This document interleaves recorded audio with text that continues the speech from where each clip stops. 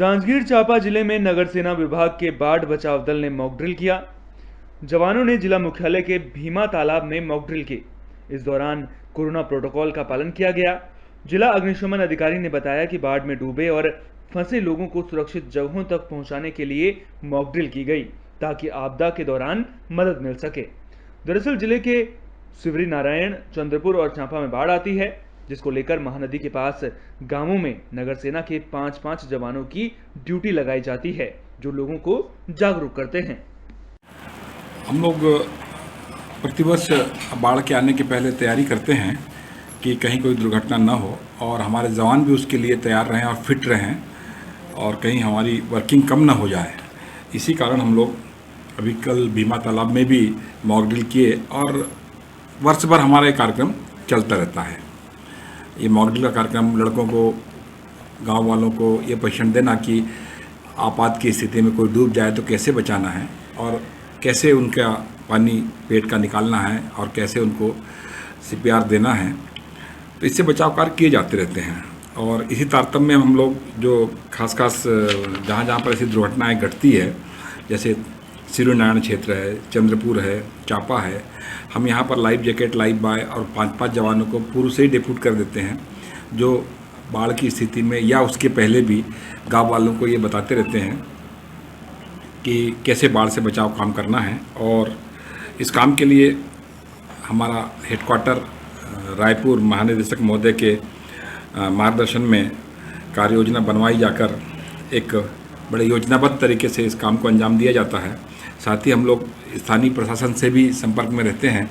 स्थानीय प्रशासन द्वारा भी जो कार्य योजनाएँ बनाई जाती है उनके अनुसार कार्यक्रम चलते रहते हैं। अब जो हमारे सामान की आवश्यकताएं हैं इस हेतु, वो हमें हमारे मुख्यालय रायपुर द्वारा या फिर स्थानीय प्रशासन से या दोनों से ही प्राप्त हो जाती है। जैसे हमारे पास अभी CSR मद से 2 रबर बोट प्राप्त हुई है, 2 पेट्रोल इंजन प्राप्त हुए हैं। हमारे पास कुल अभी 6 बोट हैं, जिसमें से एक एल्यूमिनियम बोट भी है और एक बोट हमारी बनने के लिए रायपुर गई हुई है। इस प्रकार वर्तमान में हमारी जो वर्किंग है 5 बोट के ऊपर है, 5 इंजन साथ में है। हमने एक कंट्रोल रूम भी बना रखा है जो 112 के साथ साथ भी काम करता है और इसके लिए हमारे बचाव कार्य से यदि कहीं ऐसा लगता है कि हमें बचाव कार्य की और बढ़त स्तर पर कार्रवाई करनी है तो SDRF एक खुला हुआ है यहाँ, जो हमारी अधीनस्थ कार्य करता है, जिसकी यही शाखा रायपुर संभागीय सेनानी महोदय ठाकुर साहब के अधीनस्थ हैं। उनको सूचना दी जाती है तो वहाँ से वो गोताखोर भेजते हैं और आवश्यक इक्विपमेंट भेजते हैं ताकि बचाव कार्य पूरा किया जा सके।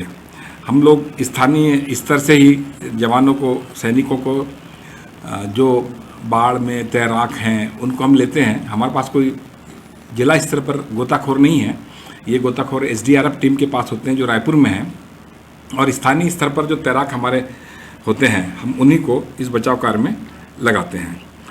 कंट्रोल रूम यहाँ पर ही है, कलेक्टेड में भी है। और अभी एक दिक्कत थोड़ा सा ये होता है कि कहीं पर बोट जानी है और सारे रास्ते बंद हैं या फिर हमें बहुत कीचड़ भरा रास्ता है, तब बोट को इधर से उधर ट्रांसपोर्ट करने में दिक्कत होती है। तो हम इसके लिए कलेक्टर साहब से एक ट्रक भी मांगते हैं, जो मांगा हुआ है, और प्रतिवर्ष हमें बोट को यहाँ से वहाँ ले जाने के लिए मिलता है। पर हमें आवश्यकता है कि एक 4x4 कार यहाँ हो, जीप यहाँ हो, जिससे हम टो करके बोट को ट्रॉली में लेकर साइट के ऊपर जा सकें। बाढ़ आपदा के लिए हमारे पास पूरे छत्तीसगढ़ के लिए 112 है ही। दूसरा हमारा है 6262 008808। ये नंबर हमारा बाढ़ आपदा में भी है और यही नंबर हमारा अग्निशमन में भी काम करता है। दोनों नंबर हमारे ही कार्यालय में रखे हुए हैं, यही हमारा कंट्रोल रूम का नंबर है। ये सर्वे कर लेते हैं कि यदि बाढ़ में यदि एक रास्ता बंद होता है तो हम किस दूसरे रास्ते से वहाँ पहुँच सकते हैं। तो हमारे पास बाढ़ की भी सारे मैप होते हैं, जिस रास्तों से हम घटनास्थल तक जा सकते हैं। कबीरधाम जिले में आदिवासी नाबालिग के फांसी के फंदे से लटककर मौत मामले में नया मोड़ आ गया है। 3 जून को नाबालिग की मौत के बाद उसके शव को पोस्टमार्टम के बाद दफना दिया गया था, लेकिन सर्व आदिवासी समाज ने दुष्कर्म के बाद हत्या की आशंका जताई है और दोबारा पोस्टमार्टम करवाने की मांग की और इसे लेकर अनुविभागीय अधिकारी को ज्ञापन सौंपा, जिसके बाद बुधवार को शव को प्रशासनिक अधिकारियों की मौजूदगी में खुदाई कर बाहर निकाला गया है और पोस्टमार्टम के लिए भेज दिया गया है। जांजगीर चांपा में अवैध कब्जाधारियों के खिलाफ कार्रवाई की जा रही है। ताजा मामला माल खरोदा तहसील इलाके का है। रनपोटा ग्राम पंचायत के आवेदन पर कार्रवाई की गई।